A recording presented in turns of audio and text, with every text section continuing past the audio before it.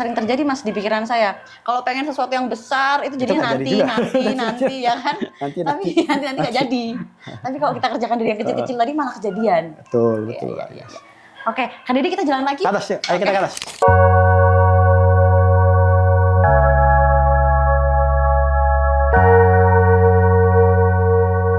Nah, ini salah satu karya makai bahan-bahan bukan ya sebagian limbah memang, tapi sebagian juga kayak buku. Ini memang dari dulu saya sering pakai buku untuk berkarya, tapi ditambah kardus, terus limbah, ada kayu potongan bekas packing. Nah itu di mix untuk menjadi karya baru. Ini tahun berapa? Tahun 2022.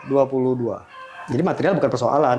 Dan ini mungkin bagi teman-teman sekarang, seniman-seniman muda sekarang dengan pengetahuan bahan yang sangat terbatas, ini materialnya dari tanah. Dari tanah kita campur dengan fiberglass, kita campur dengan macam-macam. Tapi memang yang nggak bisa dipungkiri itu adalah mungkin kalau tadi Kak Dedi bilangin soal generasi dan lain sebagainya, memang craftsmanship pada masa itu adalah hal yang utama, mengetahui material. Craftsmanship-nya berbeda. Ya, dengan yang saat dengan ini. Sekarang. Tapi bukan berarti yang dulu lebih bagus atau yang sekarang lebih jelek, tidak. Ya. Mungkin spirit yang berbeda. Karena memang terbiasa dengan keterbatasan. Hanya mau nggak mau kan kita mengeksplorasi apapun yang bisa menjadi lukisan. Kalau sekarang ya cat mulai banyak, material sudah mulai beragam, warna pun sudah ada ribuan warna sekarang bisa dibuat. Pada warna pabrikan dan bisa dipakai. Ya, dan itu berubah dan itu membentuk karakter seniman sekarang dengan pola-pola berkarya yang kadang-kadang cenderung steril. Karyanya bersih dengan warna-warna yang kadang-kadang ya yang ngejreng. Ya, dan itu jadi tantangan seniman hari ini untuk lebih kreatif lagi karena memang peluangnya udah cukup sangat terbuka ya. Betul, dan dengan material yang sangat terbatas sekarang apapun bisa dilakukan, sebenarnya bisa. Di sini Mas, searching dapatnya. Ya, dapat. Dengan referensi juga. Iya. Referensi kalau referensi kita kalau nggak ke nonton pameran dengan buku. Kalau sekarang ya dengan multimedia bisa dilihat di Instagram, di Facebook, dimanapun bisa diakses dan kita bisa banyak referensi kan dari situ. Benar. Kalau di generasi saya kita ya cuma dua, menonton pameran dan buku, nggak ada yang lain.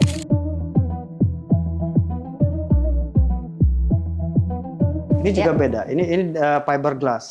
Itu yang berani begitu senimannya ya, Sobat Latar ya. Ini akrilik dan fiberglass, ini buku, ada macam-macam karya.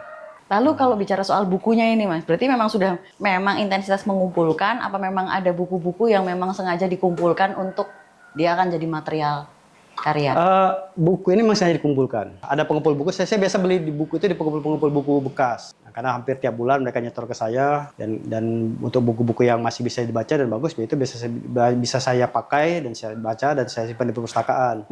Tapi ada beberapa buku yang udah nggak bisa dipakai lagi, ya saya sisihkan untuk menjadi karya. Kan sayang kalau dibuang. Benar.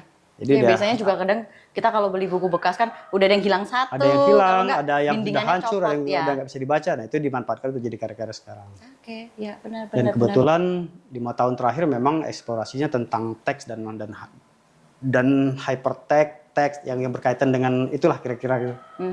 Ya, termasuk dengan buku-buku, sangat dekat dengan buku dan itu menjadi karya-karya yang saya lakukan ya 5 tahun terakhir berkaitan dengan itu.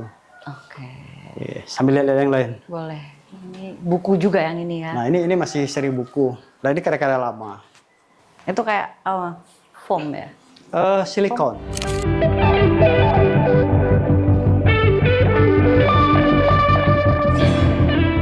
Nggak dilakukan lagi kalau memang ternyata Sobat Latar Kak Dedi itu eksplorasi terhadap materialnya itu beragam dan sangat macam-macam ya. Kita tadi udah sempat lihat ya Kak Dedi dari lantai 1 sekarang di lantai 2 gitu. Tapi aku kembali terpancing nih untuk mempertanyakan kembali soal nalar rupa yang memang semua seniman pasti menginginkan memiliki ruang gitu untuk karya-karyanya. Gitu. Lalu pada saat proses nalar rupa ini tadi dibagi antara bagaimana bisa menyediakan untuk ruang pamer pribadi maupun ruang pamer publik gitu.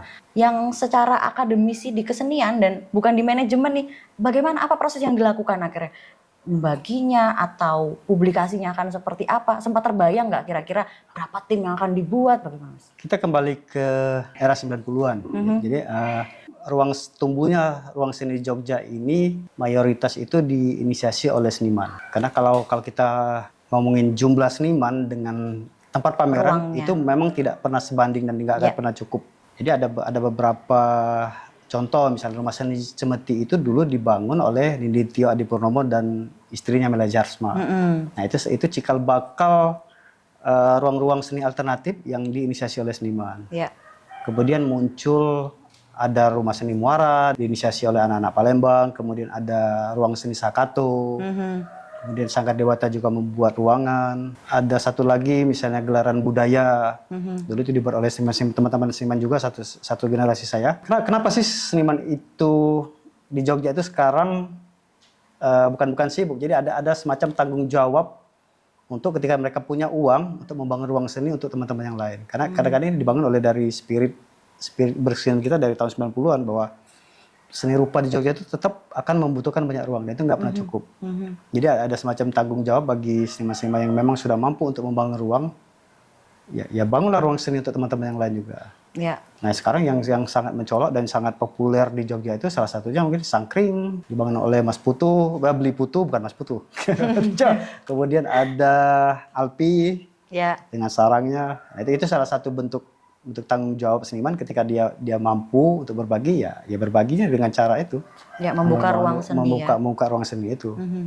Nah kalau terkait dengan manajemen ya kita harus ngakui bahwa seniman itu tidak mampu untuk membangun manajemen yang bagus. Jadi tetap kita harus bekerja sama dengan pihak-pihak luar. Ya.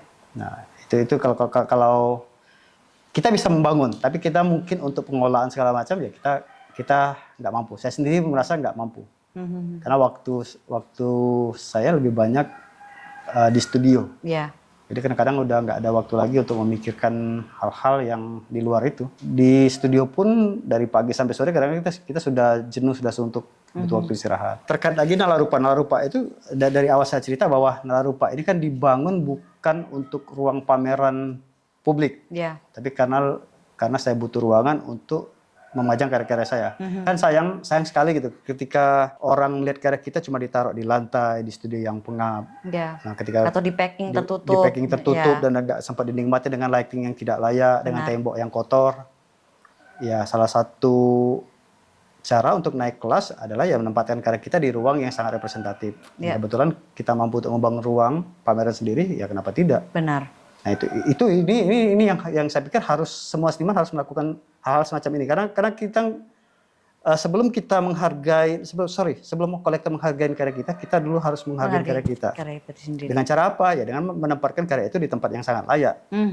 Karena nggak mungkin kalau karya udah ratusan juta cuma kita taruh di lantai lembab di studio yang pengap. Siapa percaya bahwa karya itu mahal itu? Oh, berarti ini udah ratusan juta mas? Ya. Oh, okay. Ya, kira-kira begitu Kak.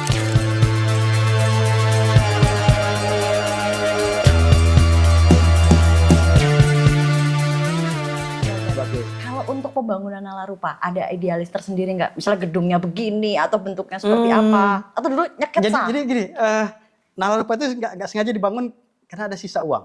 Oke. Ada sisa uang nggak banyak waktu itu. Ya, saya pikir ya udahlah daripada uang ini habis. Jadi kita cuma bangun gudang untuk satu lantai.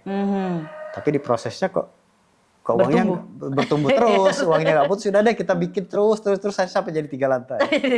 Jadi 3 lantai dan selesai. Selama 2 tahun pembangunan, 2 tahun itu bukan karena pembangunan yang lambat, tapi uangnya kadang tersendat. Ya, proses ya. Prosesnya juga lukisan dulu, bangun lagi. Ya. 2 lantai selesai, bangun lagi jadi 3 lantai. Dan sampai dibuka jadi 3 lantai. Oke. Berarti sekarang kita bisa nih main ke lantai 3 nih. Boleh. Lantai 3 gudang. Siap. Oke, jadi tadi kita Sobat Latar masuk ke ruang ke lantai 1, terus lantai 2. Lantai 3 nih gudang. Terus keluar baru masuk lagi gudang. Nah, ini penyimpanan Mbak Grace. Wah, ini harta karunnya sangat luar biasa. Karena akhirnya kita bisa masuk ke gudang, masuk ke stockroom ya, masuk ke gudangnya seniman gini, melihat bagaimana penataannya gitu ya, luar biasa. Salah satu juga yang harus diperhatikan itu penyimpanan. Selain tempat pajang, kita juga harus memikirkan penyimpanan. Karena banyak yang karya-karya dulu hancur ya karena penyimpanannya memang nggak representatif. Ya. Nah sekarang ya kita harus pikirkan, betul-betul pikirkan, harus dibungkus, harus dicek minimal 5 tahun sekali harus dicek, karya itu rusak atau enggak. Dibersihkan ulang, ada kerja-kerja ekstra untuk penyimpanan karya. Oke, tapi kalau bicara soal misalnya kayak pendataan dan sebagainya gitu, berarti Kak Dedi melakukan proses itu sendiri atau saya berusaha terbaik, tapi nggak bisa juga. Ternyata ada mungkin yang bisa sempat didokumentasi sekitar 70%. Oke. Kadang-kadang saya berkarya saya lupa apa yang pernah saya kerjakan. Jadi, karena saya punya tim, jadi selesai karya mereka simpen, mereka packing. Nah kadang-kadang saya lupa. Tapi 70% terdokumentasi dengan baik. 30%-nya ya entah keberantah kemana. Kak Dedi, kalau untuk karya yang ada di Stockroom ini sudah dari tahun berapa ini kalau boleh tahu? Ini dari tahun 2010. Oh, waktu kuliah? Sebagian dari waktunya masih ada beberapa. Dari 295 itu masih ada 1 atau 2 karya. Kemudian ada tahun 2000 ke bawah masih ada beberapa karya. Sebagian rusak. Jadi yang sempat terselamatkan ya nggak nyampe 50%, sisanya rusak. Dan ini karya-karya kira-kira 15 tahun terakhir. 15 tahun terakhir. Berapa jumlahnya ini kira-kira, Kak?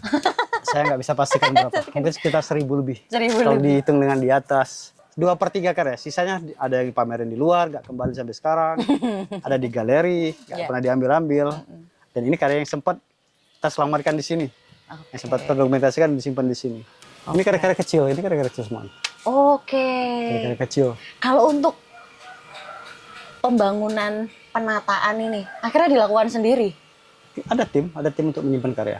Tapi berarti kan maksudnya insight itu dari Kak Dedi. Ya ini semuanya begini, gitu. Inisiatif saya sendiri. Jadi mulai dari desain gudang juga saya yang mendesain. Gudang itu butuh sirkulasi udara. Makanya ada beberapa bagian yang memang nggak ditutup biar nggak pengap. Masih ada sirkulasi udara tapi nggak lembab. Itu yang penting. Karena kita nggak bisa menyimpan karya itu pakai AC 24 jam. Itu pun beresiko. Lebih bagus karya itu kalau nggak dipajang ya digantung. Digantung atau disimpan yang sirkulasi udaranya bagus tapi nggak lembab tadi. Kalau bisa ya mungkin di lantai 2 atau di lantai 3 kalau untuk iklim Jogja karena tingkat kelembapan di Indonesia itu kan sangat tinggi. Itu sangat berpengaruh terutama untuk karya-karya yang menggunakan bahan nabati. Cat minyak, itu berisiko untuk jamuran dan rusak. Sama ini juga yang perlu diperhatikan pemakaian kayu spanram, figura. Berpengaruh ya? Sangat berpengaruh. Kemarin kita ngecek karya terakhir 3 bulan lalu kita cek itu hampir 70 karya yang rusak. Karena dari spanramnya? Dari spanram yang mungkin dimakan rayap lalu atau dimakan kena yang lain ya? Kena yang lain dan itu harus dibuka terus. Jadi memang harus ada pengecekan rutin minimal 2 tahun atau 5 tahun sekali harus dibuka. Dan itu jadi PR besar. Itu jadi PR besar. Banyak ternyata ya. Kalau nggak mau jadi PR jangan berkarya. Tanggung jawab di balik seniman ternyata banyak ya. Nggak cuman gini-gini aja ya kan. Berarti ini nggak cuma lantai 2, 3 ya. Nanti ada 4, 5. Lebih bagus buat yang baru. Gini, seharusnya kerjaan-kerjaan semacam ini kan bukan tanggung jawab seniman. Karena waktu kita udah habis di studio. Nah, makanya kita penting juga membangun tim, salah satunya tim untuk memelihara karya-karya saya. Kemudian ada juga tim untuk berkarya, memelihara karya, mendokumentasikan karya. Kalau kita mampu kenapa enggak? Iya benar. Tapi sebagian besar sekarang memang saya lakukan sendiri dulu. Dan kita berbagi tugas. Saya nggak tahu karya ini ditaruh di mana, yang ngerjakan semuanya teman-teman. Teman-teman yang ngurusin karya, yang packing, semuanya teman-teman. Tugas saya melukis, berkarya yang bagus, selesai, itu urusan mereka. Akhirnya juga membuka peluang untuk berkolaborasi ya. Berkolaborasi. Dan juga maksudnya melibatkan dengan ibu manajer. Melibatkan kerja-kerja pengelolaan seni ya. Nah itu yang kita butuhkan sekarang. Karena seniman nggak punya kemampuan untuk mendokumentasikan karya-karya mereka dengan baik. Dan itu bukan kerjaan kita juga. Terus merawat karya dengan baik juga itu bukan tugas seniman juga. Karena repot. Waktu kita banyak habis di studio. Jadi kadang-kadang sudah capek. Sore ya waktunya beristirahat dan tidur biasanya. Oke, itu Sobat Latar, bahwa seniman itu idealis bukan berarti egois. Dia juga selalu berkolaboratif. Seperti ini. Untuk membungkus karya kan bukan kerjaan saya. Kalau saya ngerjakan habis waktu saya cuma untuk mengurusin membungkus dan membuka. Ya pasti benar. Dan itu kita butuh bantuan teman-teman. Terutama teman-teman dari manajemen, teman-teman yang art handling. Nah, hal yang seperti ini yang kita butuhkan. Yaitu akhirnya menghidupkan ekosistem seni rupa. Ya. Terima kasih sekali Kak Dedi. Mungkin kita bisa kembali ke studio. Ayo. Karena ada banyak pertanyaan dari Sobat Latar ini yang sepertinya mungkin bisa request pertanyaan. Request pertanyaan silakan. Nah, ini salah satu contoh. Mungkin ini salah satu hal yang saya sangat mungkin takjub sih. Bisa di-shoot dan teman-teman lain bisa mengcopy ini mungkin cara penyimpanan karya yang bagus. Jadi saya yang tertarik bagian itu. Bagaimana bisa kepikiran ini kan ini? Iya, lebih mudah, penyimpanan lebih mudah, hemat tempat juga, dan gampang untuk dilihat dibuka-buka. Ini karya-karya lama nih, karya-karya lama masih zaman-zaman realis. Saya punya realis, punya dekoratif.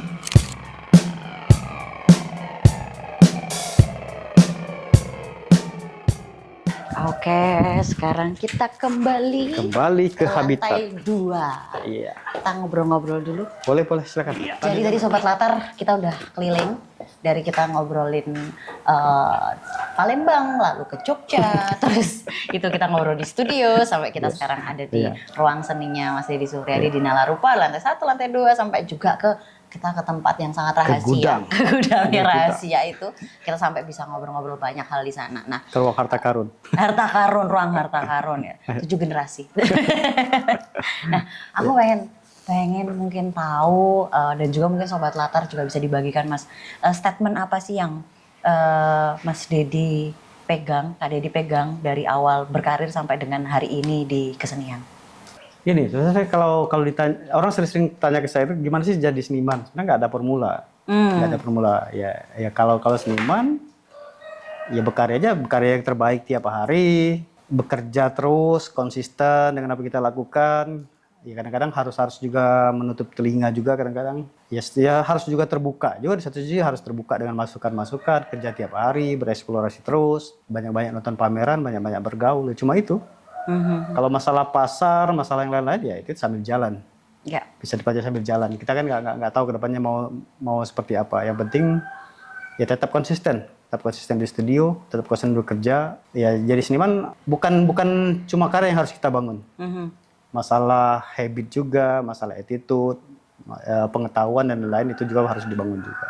Oke. Ya, dan mungkin tadi sudah ada sedikit tuh udah sempilan-sempilan yang harus konsisten dan lain sebagainya. Betul. Tapi kira-kira kalimat apa yang tepat untuk dibagikan ke Sobat Latar atau mungkin rekan-rekan seniman baru yang ingin memasuki kutukan ini? Banyak mencoba, banyak eksplorasi. Ya banyak bergaul, banyak berteman, banyak pameran. Banyak nonton pameran juga. Ya harus lebih dari yang lain juga. Iya. Kerja aja. Ya cuma gitu, nggak ada resep yang lain. Konsisten, adaptif. Ya itu tadi, nggak ada yang lain. Oke. Konsisten, kerja dan kerja.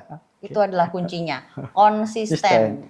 Akhirnya di sana memang terlihat bagaimana jawabannya adalah waktu tetapan ya Mas. Betul. Kita nggak perlu berekspektasi macam-macam. Ya kerja terbaik dan itu udah cukup. Kalau masalah-masalah lain ya sambil jalan kita sambil belajar. Jadi nggak harus diplot. Oh saya harus seperti ini masuk ke sini nggak perlu juga. Kerja tiap hari.